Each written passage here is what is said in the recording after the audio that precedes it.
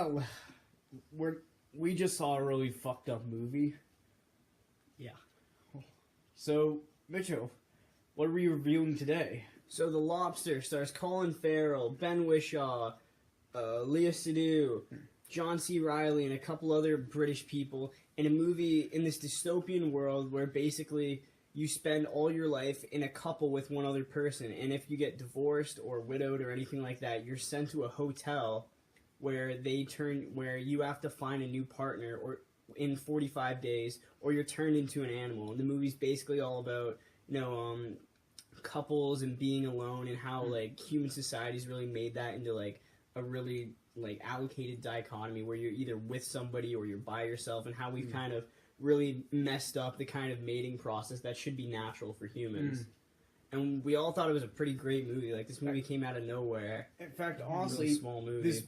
Even though we kind of said this before with Hell or High Water and Arrival, I think this is my favorite film of 2016. Yeah, it might be. It might just be. It's very close. This movie's basically a dark comedy. It plays up like some really, really, really sad and terrible stuff as laughs, and they never try to make it look like it's funny, but you always end up laughing at these really almost terrible things. Like, you almost don't know whether or not you should be laughing because some seriously bad things happen. And it's just great. There's so much. It's shot perfectly. The score is really kind of almost like a horror movie score, but it pulls you up for laughs. It's funny. It's a funny movie that's so like darkly comic. It's one of the so best. funny when these terrible things happen. It is funny. Come on, it is legitimately funny. Yeah, it's in a really it's messed up way. ironic, but not like It's funny. it's like Awful. come on. Like, I mean, it's an amazing movie. But, like, Colin terrible Farrell things happen. when like David's trying to oppress the heartless woman by kicking Oh yeah, the little girl. yeah. So there is. Are we doing spoilers? Yeah, we're going Okay, full so spoilers. He tries to get with this girl who is described as having no heart or feeling or anything, and you get coupled up with someone most of the time if you share like a defining trait. For instance, Ben Whishaw becomes like with this woman by. This woman gets nosebleeds all the time, so every time he's with her, he just, in this really funny way, just slams his head off of a desk or a piece of wood or something to get his nose to bleed, like, every time he's around her, so they can both have that same, like, defining trait. So, Colin Farrell decides that he can try and fake this, too, by trying to be as cold and heartless as this woman. And it's just funny because, you know, like, when he's around her, he has to act so ridiculously terrible that it's so over the top that it's hilarious. Like, a little girl comes up to her, and he says, "Why would I want to be near you?" And he kicks her. And it sounds terrible. It is terrible. It's funny when it happens. So the dialogue for everybody is just so deadpan, and when the more cruel they are, the funnier it sounds. All the performances. Everybody's failed is hit great. it out of the park. Colin Farrell, Lea Seydoux, John C. Reilly as the guy with the lisp. Yeah. And they do a good job just critiquing a lot of stuff we do in relationships. Like, one of the things that's like when they talk about like when the couples go on their like vacation cruise or whatever, it's like, oh, and if you start having problems, then we give you a kid. That normally helps. Just Yeah, kind of it like, just it kind of tries to show everything that people have kind of adopted into society as things that you should or shouldn't be doing in relationships as literally like what the hotel chooses for you. Like, they almost try to get you to become like dates with someone in almost these like Match.com or Tinder like settings. Where they've like it's government sanctioned versions of like the social sort of meetup process that we have, and it's really weird and strange and awkward and kind of funny, and just of course it's sad too. It's just everything about this movie is great. I think kind of cool how like they set up like in the thing, like they sort of do it like because pretty much everyone, the only way you can like match up with someone is if you share like a defining trait. It's kind of how like in movies and like books and all that stuff, like they sort of like characters. A lot of the time, what people do is like rather than making multi-layered characters, it's just sort of like this person is the angry guy. Yeah. This person's the guy who likes fish or whatever. Yeah, you know, like they just kind of break it down like that. It's like that's all you're actually looking for. Is just the single quality of a person when like that doesn't really make any sense. And also the fact that the first half of the film is very much takes place in this hotel, and Colin Farrell's character trying to find a partner, particularly the heartless woman, just because he's kind of forced to, and not to mention the fact that in order to test how if she's just as sociopathic as she is, he's as sociopathic as she is. This part's awful. Yeah, this part wasn't funny. This was not funny. This was just sad. like Agreed. So killed she my basically soul. she kicks the dog to death overnight, and the And dog is his brother. brother who had been turned into an animal from That- basically not trying to being able to find somebody. It's so just bad. it's really sad, and Colin Farrell does a Terrible. great job in that part. Colin Farrell's just as good in this as he is in Bruges or And Seven Seven Psychopaths Psychopaths. or I anything love else him. he's done. He's really doing that a part's great just job real, right now. real Part bad. is just- I there's can't a watch lot of- that part. So after that, after he finds out that she's done this, he takes her and turns her into an animal that they only describe as the animal no one wants to be, which is weird. What animal do you think it is? I literally could be. It could be like it could be something like awful, like a bug or a worm. But I feel like it could have been a lobster. I don't know. Yeah, it could have been. And so, like, the first half takes place in the hotel. The second half is basically in this other part of the society in the forest, which is inhabited by the loners, people who have escaped from these Yeah. hotels and have built their own society. And it's just as cruel as the people running the hotels. Because they get like hunted all the time by like the couples people. Because if the people in the hotel, if you like capture by like shooting with like sleeping pellets, like if you get one of the like the loners, then you get an extra Yeah, day. you get So an like the extra heartless day. woman, for example, she got like 150 extra days because she like caught so many. And the leader of this society is played by Lea Seydoux. Yeah, and it works this time that instead of Inspector, it works here where she actually She was good. deadpan. She was fine, Inspector. It just wasn't really like okay. She did her part Shut up, well, but Rob. there just wasn't really a much need for her to be in the You know, movie. she was a really great Bond girl when she acts the same in The Lobster, where everybody acts really like unemotional. Oh, okay. I guess if two people She acted the agree exact on one same. thing, then Yeah. I guess I'm wrong. Except here it's Yeah, except we're right. We are. We're yeah, right. like what we're like her character in I'm just kidding. the Lobster is just as cruel as the Heartless woman because she basically has them test out these little tests where like they're basically kind of like being like, you know, where they will get trapped in bear traps and like and when that happens and she basically says if you get out and you find yourself bleeding to death, go dig your own grave. Yeah. It's Yeah. basically, it just shows how both sides of this kind of like, this like really dependent on couple relationships and Just really awful. dependent on Oh. just being by yourself, how kind of fucked up and weird this all is.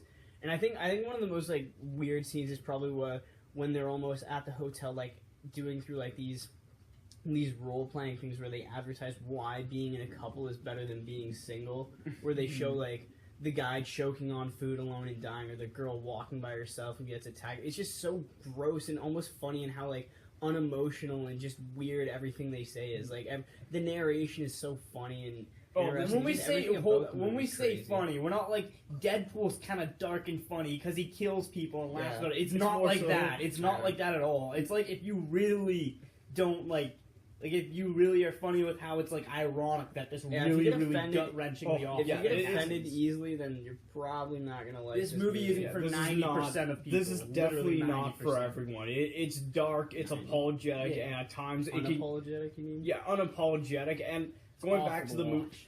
yeah, I and felt going back to terrible like the after watching movies, this thing. to the themes of going back to the movies. Even though a lot of the relationships are very artificial, but that's intentional. The one that does feel is when Colin Farrell meets this loner, and the two kind of form a bond, a chemistry. Yeah, and they say it like it becomes a huge thing in this movie because like he's short sighted, and the first thing he asks if like when his wife gets like divorced from him because she's cheating with somebody, he's like, oh, does he wear glasses or contact lenses? Like the whole Oh, thing is like yeah. it has to be around his defining trait. It doesn't matter if him and like another person just like each other. That person has to have Yeah. like has to be short sighted. And they take that, and because like they're two loners, so they have to do it in secret, so they can't actually be like dating or whatever, because that's like the rules for some reason. Just the script is just great. The They script really and have to hide it's it. directed by this Greek guy who's made a couple movies in other I got 'em all. languages. One of them I think got like nominated for an Oscar, and this is his first kind of English language movie, and it's And great. We love it a lot. And also, let's talk about like before we go. Let's talk about like the ending? final act where like yeah, she gets Gross. blinded and where like where Lea Seydoux blinds her for basically falling in love, and the two decide to escape and basically abandon the leader of the Aloners in her own grave, in a bit of irony, to be eaten by the dogs, and they go head off to the city, which, by the way, the cinematography for the movie looks fantastic. Yeah. I think probably the best moment of that is the first time they do the hunting. The And almost the score, too. They use that great, like, I think it was made like French song or something like that, but it works great with the scene. I think any flaws, I don't know if there's flaws. The only thing I'd say about it is it's always kind of difficult to enjoy, even though it's really funny. By the end of it, there's just so many sad things to do with it. I love it. The score is a little bit repetitive, but I feel like that's sort of kind of the point. It is the point, sort of, but I think a couple times it could have benefited from using like some sort of variations of it. I don't know. It's almost like Man of Steel, where they only had that one theme. They almost only have the one theme in this movie, but wait, what do you guys? Let's talk about the ending where. I thought he was gonna do. I literally thought they were gonna show it on screen, and I literally couldn't watch. Did that. Colin Farrell? Like, so we're basically talking about whether or not Colin Farrell blinded himself to be like the person he was with. Do you guys think he did it? I don't know. I don't know. I honestly don't think he did, because because you know how earlier in the film there's this great moment where Lea Seydoux' character basically kind of gives like the husband of the hotel manager a sadistic choice to either shoot his wife, or basically or refuse to. Couples. And this is basically and this whole scene where Colin Farrell's holding the knife, kind of thinking up to his eye, thinking about if he should blind himself, and it's kind of handed that same sadistic choice. He's basically wondering if he should actually do it, or maybe he should just lie and she won't know the difference because she's blind. Oh yeah, I didn't even think about that. He could just lie about it. I thought maybe maybe he did leave and he just escaped. And not to mention the ending.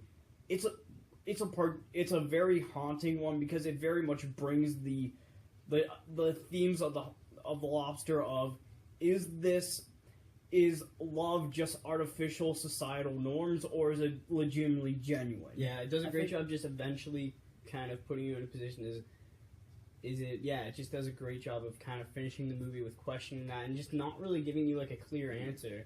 Yeah, and I think like it was I think possibly why he may have I don't really know, but if he did do it, it's kind of show like the whole movie was just leading up to the fact, because it's like if you just like before seeing this movie thought, oh yeah, this guy, his like the girl he wants to be with is blind, so to be with her he has to blind himself too. You'd be like, that's insane. Like, and it still is insane, but like, who would ever do that?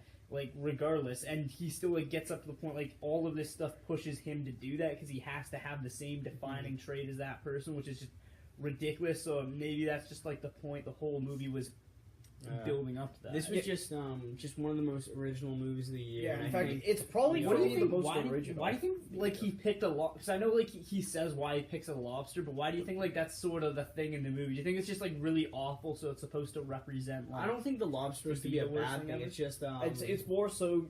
It's the most unique choice that he could find. It's just kind of a very like unique thing. This movie, like we were talking about world building for why people would like Fantastic Beasts, and we agree that this is like one of the best like kind of fake dystopian worlds we've seen. It's for me the best dystopian movie I've seen in years. Yeah, you know what I'd say about it? It's like it's a different like world, but they don't try to explain the world at all, and I think that helps them. I think one of the things that didn't hurt Arrival a little bit, but kind of towards the end, it's like, oh, in 3,000 years we're gonna need this, and it starts playing out kind of like sci-fi plot. I know, and I'm not saying this isn't a real fault of the movie. I'm just saying this is how sci-fi movies works.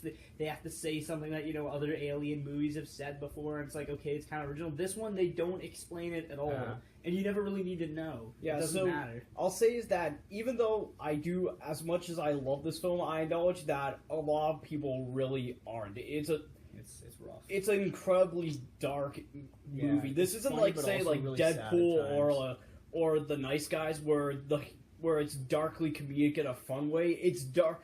The darkly comedic moments here are funny in a really messed up and ironic way. They just kind of like show these really awkward and terrible things happening for so long until you just get to the point where you have to laugh, and that's the type of this humor. I think we gotta rate this thing. Yeah. So I think I'm gonna give it 9.5. I'll go next. You go next. Yeah, and there's really no faults with it, so it's perfect. So I'm gonna give it a 9.5. Yeah, in fact, I might surprise all you guys because after the more I think about it and when I watched it again, analyze this movie, not only is it my favorite film of 2016, it's also starting to become one of my favorite movies because it's a movie that very much is kind of makes you question about if the connections you have with not just romance but with other people, if it's really genuine or if it's really just societal bullshit that's just trying to get by. And to me, it's a really uncomfortable but intelligent question that I acknowledge that it's definitely not for everyone, but it's a movie that's both darkly funny as it is disturbing, and that's why I'm going to give The Lobster a 10 out of 10. Yeah, so this isn't the movie we said we were going to be reviewing next, but this just kind of snuck up on us. Yeah. We heard a lot of great things about it, so we decided to give it a watch, and we loved it. Mm-hmm. So, if you get the chance, check it out. It's on Blu-ray and whatever now. So, yeah.